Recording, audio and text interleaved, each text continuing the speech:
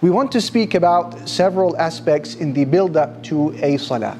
The first of them is the aspect of wudu. Right? Looking at the floor in the bathroom just now when I went in, it seems that everyone in the country has done wudu in our bathroom over there. But how many people have experienced the joy of wudu? Anything in life, when you do it over and over again, it runs the risk of becoming a little bit boring, mundane, and chore-like. Not just the salah, even the things that lead up to salah and the things that happen after salah, your dhikr, etc. Wudu is one of them. The pre-prayer washing. Yet there are many miraculous dimensions of wudu, and it would be a shame to allow any more wudu of your life to pass by without understanding them and experiencing them. We want to walk out of the masjid today having transformed the experience of wudu from something mundane or boring into something that really sets the scene for your salah, wudu. And the stores of reward are many, and there's small tweaks and adjustments that are required to unlock them. And one of those tweaks and adjustments is the mindset, or if you wish, we can call it the niyyah, the intention. Don't waste the opportunity by simply coming into your wudu with a unilateral intention, with a one-dimensional approach, which is istibahatul salah. You do your wudu with no intention other than to make your salah permissible. So you see wudu as just a necessary thing that you have to do, because you recognize that there is no salah without wudu. You see it as a wasila ila ghaya. It's just a means to an end. It's a vehicle that takes me to salah without actually focusing on the vehicle called wudu. Right? So it's about the niyyah. We want to add many niyyahs to this wudu. And that's why in our understanding as Muslims, the scholars have said, Abdullah ibn al-Mubarak being the scholar here, he said, رُبَّ عَمَلٍ صَغِيرٍ تُعَظِّمُهُ النِّيَّةِ وَرُبَّ عَمَلٍ كَبِيرٍ تُحَقِّرُهُ النِّيَّةِ.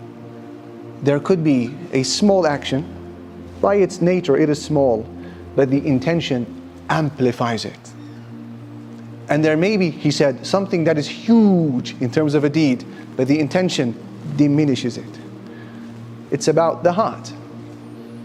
So two people will carry out wudu, and the reward between them in terms of the differential is like the difference between the heavens and the earth. It goes back to the state of their hearts as they were carrying out their wudu. And perhaps I've told you before that one of my teachers, he said to me that when we were in Yemen, somebody knocked on the door. He said, I got up to respond to the caller. Teacher said to me, what are you doing? I said, I'm going to open the door. He said, that's it? I said, yeah, that's it. He said, all right, you sit down, I'll open the door. So he went and he opened the door, and then he sat back down. He said, you had only one intention when you said you wanted to open the door. As for me, I intended to walk towards the need of my brother who was standing in the scorching heat. This is inshallah a sunnah. And I intended to smile at the face of my brother. This inshallah is a sunnah. Then I wanted to put my right hand into his right hand and greet him, as is the sunnah. And then I wanted to smile in his face. This is of course a sunnah. I wanted to give him the greetings of salam. This is a sunnah. Then I wanted to bring him into my home, and this is a sunnah. And I wanted to honor my guest, and this is a sunnah. And I wanted to create space in the gathering for him. تَفَسَّحُوا فِي الْمَجَالِسِ تَفَسَّحُوا يَفْسَحِ اللَّهُ لَكُمْ. Make space, Allah makes space for you.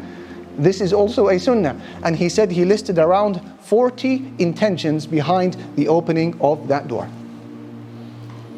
So the intention, as the scholars they say, it is tijaratul ulama. It is the commodity which the scholars trade with. They trade. We trade with pound and dollar. They trade with what? They trade with the intentions, because they recognize small actions become huge by way of intention.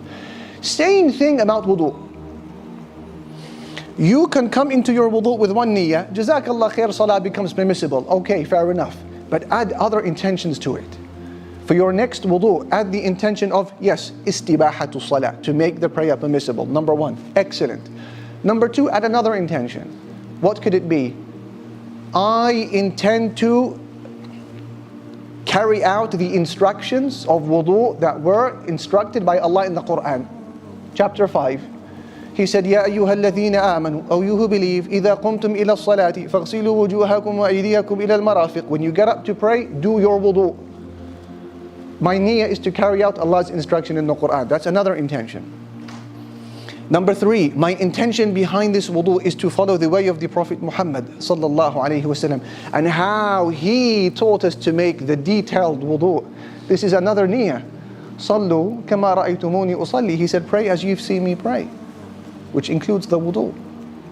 That's another intention. Add that to bring up the value of your wudu a notch. And then make another intention. My niyyah is to erase the sins that I've committed with my eyes and committed with my ears and committed with my face, committed with my hands and feet when I carry out the wudu. And I'm going to share with you amazing ahadith about this in a moment. That's niyyah number 4. Niyyah number 5. My intention behind my wudu is to give myself a source of light on the day of judgment that is by its nature a day of bleak darkness. Wudu is a means of bringing you a torch that you need on that day of darkness. Quick exercise and you notice there are so many nawaya, intentions you can plug into your wudu to transform it from something that gets you to salah into something that gets you to much higher places, which include the salah and more.